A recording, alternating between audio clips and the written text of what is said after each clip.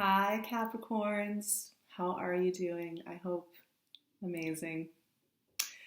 I'm just settling right into this November energy. It is quite a fascinating time. Everything's moving around. Everything's moving around in November. I tell you what, it's like a cha-cha of energies. Back and forth, forward, back. One of the big things that's happening is the nodes of the moon are changing. This affects you guys pretty intensely in some ways. But all the energies are pulling Capricorns a little bit more internal, a little bit more secretive, a little bit more low key and behind the scenes is kind of the energy that is going to start pinging at you in November, which maybe it's time, after 2017 where we had all that tower energy for Capricorn, and then 2018's been a bit of rebuilding and forging forward into new territory. Maybe you guys are craving a little bit of this energy, but the north node of the moon is moving into Cancer, which means that the south node of the moon is moving into Capricorn on November 6th. So this is one of the big shifts for you specifically. I'm going to start shuffling and I'll talk about why that's important. So when we have the north node is where collectively we're going to be kind of pointing our compasses, right? So everybody's going to be feeling the north node in Cancer energy, which is your opposite sign. And this is very much about the secretive, the intuitive, the behind the scenes. Cancer is ruled by the moon. So we're looking much more at our hidden internal spaces and a lot less on how we appear to the external world.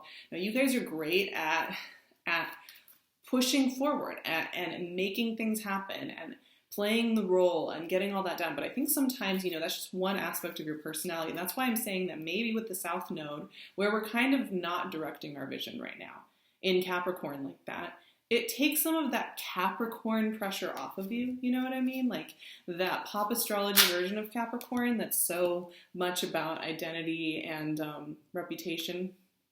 Two of Wands. All right. I love it. So the North Node being your opposite sign also highlights relationships, also highlights how you're relating to another big shift that's going on. Jupiter is moving into Sagittarius on November 8th. This is all happening while we're in the second part of this Venus retrograde. So already the beginning of this month is just like on fire. So Jupiter moving to Sagittarius, the sign right before you, right? So 12th house, secret house energy. Another internal one, Queen of Cups. Another internal secretive energy. So these two, the north node of the moon in Cancer is going to be affecting us for the next year and a half. The Jupiter in Sagittarius is going to be affecting us for the next year or so. So you can see how these shifts specifically at the beginning of the month are something that are going to be kind of flavoring the sauce that is 2019, and you're getting a sense for it. Now, of course, we still have the Venus retrograde until November 16th. Wherein it goes direct in Libra. And then on that same day, Mercury retrograde begins in Sagittarius in your 12th house. Once again, checking in with your internal secret side. It's very powerful energy for you in that way. 9 of Swords. Wow. Checking in. Let me look at my note here because the note that came up when I was thinking about you guys and feeling through your energy was depth, decision, dedication. And that's what I'm kind of getting. It's like you guys are very dedicated people. You're very good at following through on things. But there is a depth of dedication to something that I think maybe a little bit more behind the scenes, maybe a little bit quieter, maybe something that doesn't even build into a full-blown extravaganza until next year sometime. You are shifting gears here. You are figuring out where you want to dedicate your energy. And I think that this is constantly something that I'm telling Capricorns. 4 of Cups.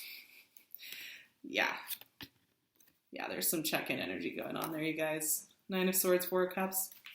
I think I'm constantly telling Capricorns, make sure you're checking in with where you're spending that energy. Make sure you're checking in with where you're expending your resources. Are you checking in with that? Because here's the thing with cardinal energy. You guys are so about making things happen and making things move through the world that when you don't check in with that, you often find yourself with your hands full of so many projects that And some of them are just not what you want, right? So, but there's something deeper going on here. There's something very spiritual going on here for you guys. Yes, something very spiritual going on here for you guys. 8 of Swords this month. It's so interesting the way these retrogrades are working. You know, Venus and Mercury are both such personal, close planets. And they want us to check in with our lives. They want us to check in with where we are being inauthentic to ourselves, where we are not valuing in a way that works for us. And you have it so much in these secretive, sacred spaces in your chart that you're feeling it.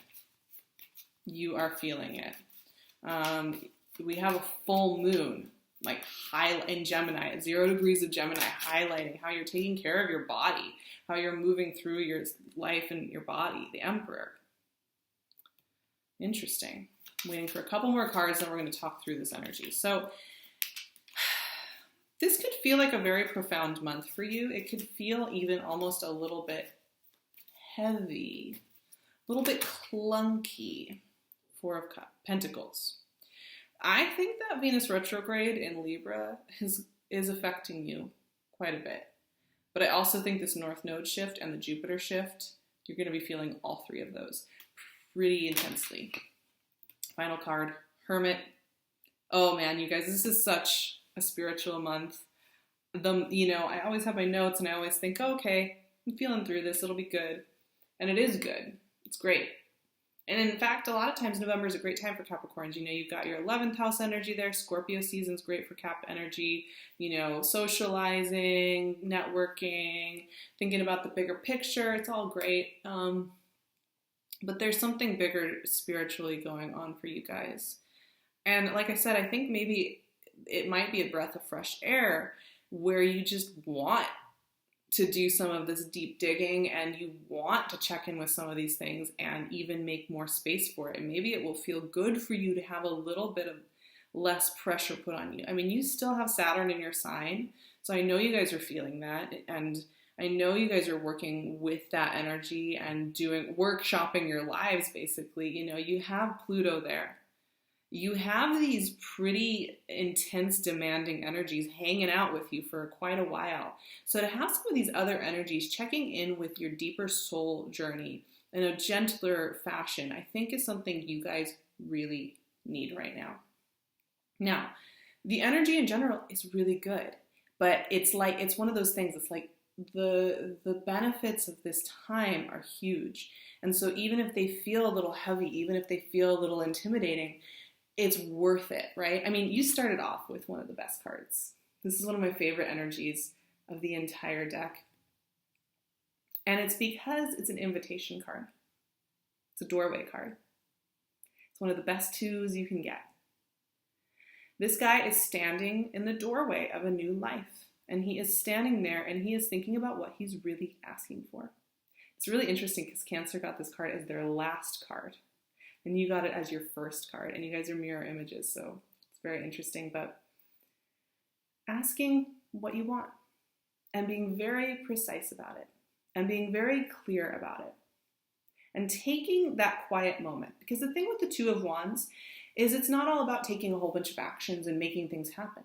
He has no actions he can take other than to stand there and be aware of where he wants to direct his energy. And that stage in the whole process is so important. And, you know, this is paired here with the Queen of Cups. Now, of course, you could have water energy in your life. We do have this North Node going into your opposite sign, into your relational sign. Of course, you could have some water energies popping in. And people that have water energy for you are going to be very good right now for you. They're going to be very helpful, I feel. For Capricorn energy. I think right now you need that kind of intuitive, watery energy. I'm sure a lot of you have water in your charts. But the Queen of Cups is also about working through things via our intuition. Once again, this is secret hidden house stuff. This is 12th house energy. This is 4th house energy, things that are ruled by water. And there's a sense here that I'm getting that you are, despite wanting to move on everything this month, what you're really being asked to do is check in here via an intuitive process that if you skip over, you will feel a little bit frazzled and a little bit fried. There's something beautiful on the horizon there with those energies, but they don't come at you right in your face. You know, they kind of take a little bit while to show their cards, a little bit of time to develop, a little bit of time to open up and flower.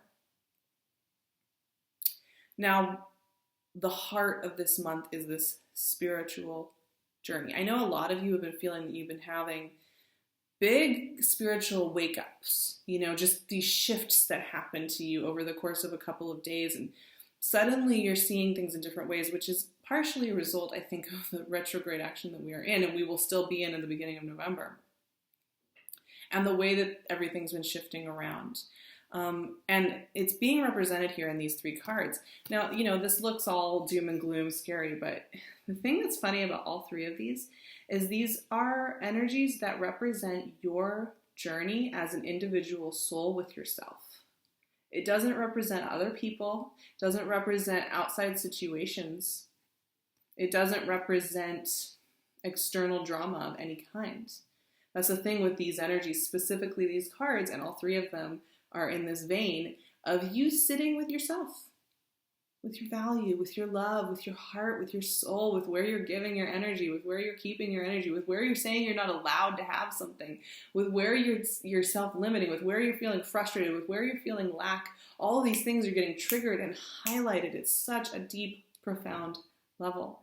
And the thing that's so interesting about it is there's some demons like haunting you. I don't know if it's just from old patterning that's showing up with these retrogrades, or if, you know, even though Saturn is your ruling planet, I think sometimes even when he's sitting with you like that, day in, day out for a long time, like he does with these transits, you start to feel a little nervous about things. You start to kind of come up with alternate narratives. And I think that's what's showing up here, because this Nine of Swords is all just our analytical mind just running in circles, right? Just talking, chattering away, the chatterbox.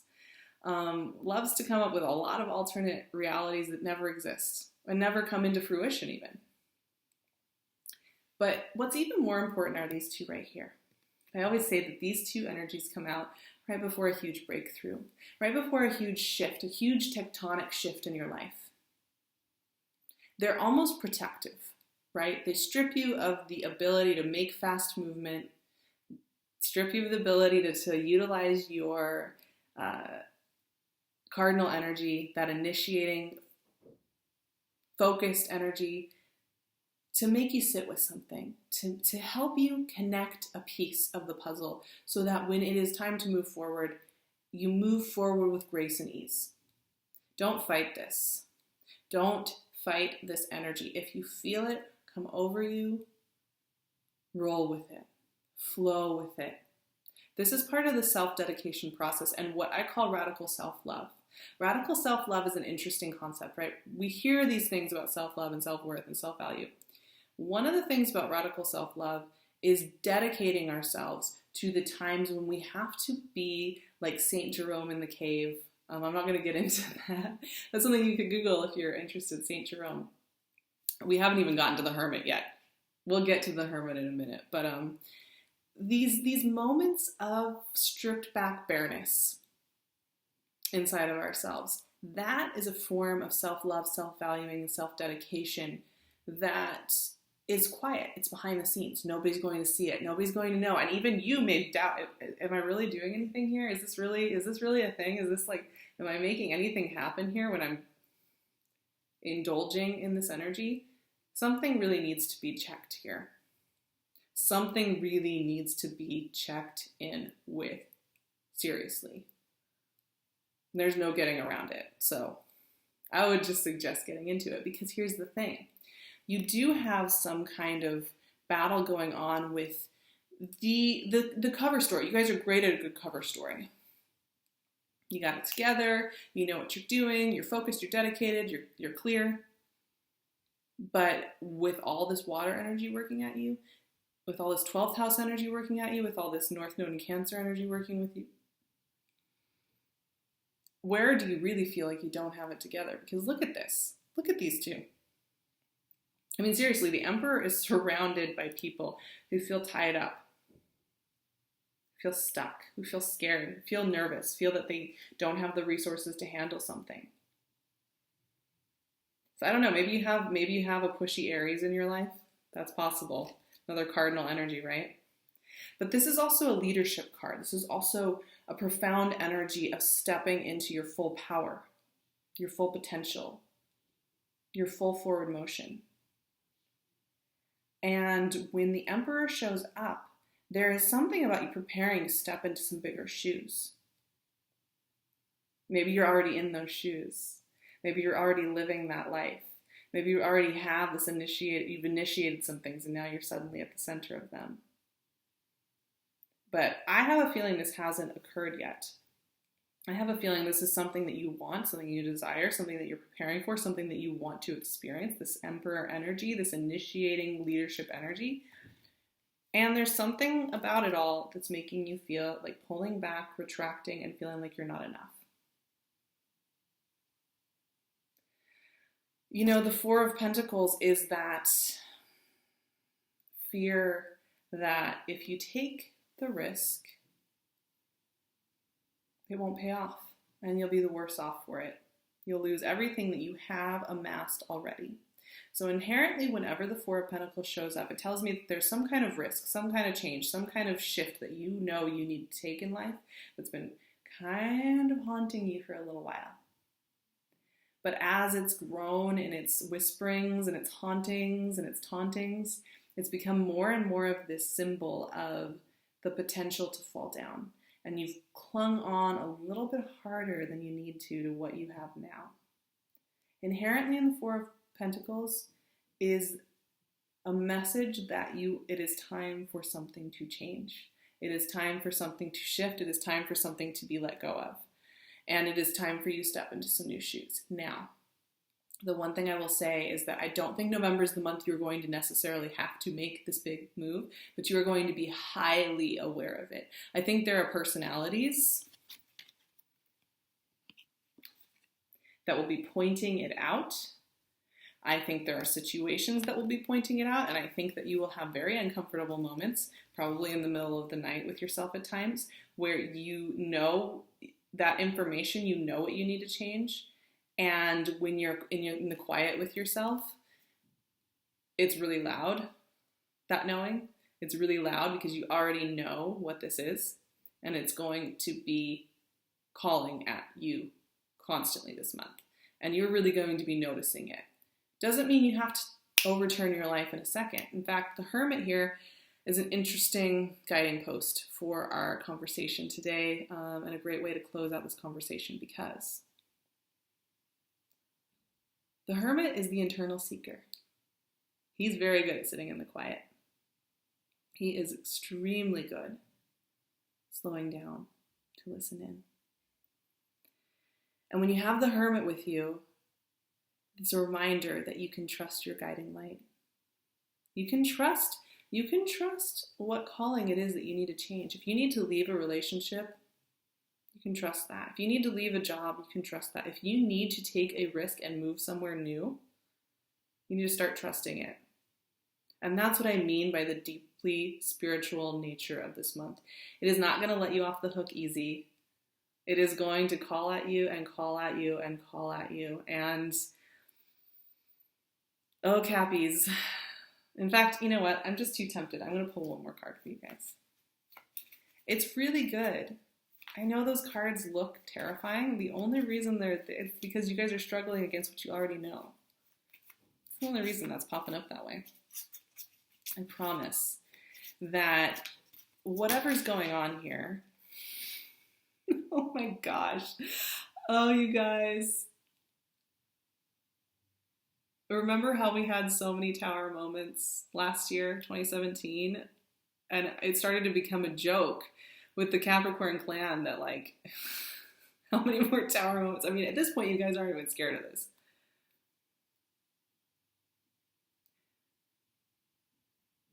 The more I get to know Capricorn energy, the more I realize you guys are just game changers. There is a part of your nature and the very way you move through the world that has a little bit of tower in it. I don't think that's a bad thing. But I think it is something you have to learn how to work with, right? In a way that feels good for you, that feels productive for you, that feels good to you. And I think part of it is that you are this cardinal energy that forges forward into life. You want to find out what's next and what's next and what's next. You want to find out what happens when you push into this new envelope. You want to find out what happens when you're somewhere new. And if you don't listen to it for a while, it builds up and it builds up and it builds up. And then I think you get more of these dramatic shifts. But maybe this November is a time where you can listen into it in all its subtlety now and pave a road that is very fun. This tower could be really fun, but I do see you guys need to shift. Something needs to change. Something is in the air with you guys where you are feeling restless and itchy for change.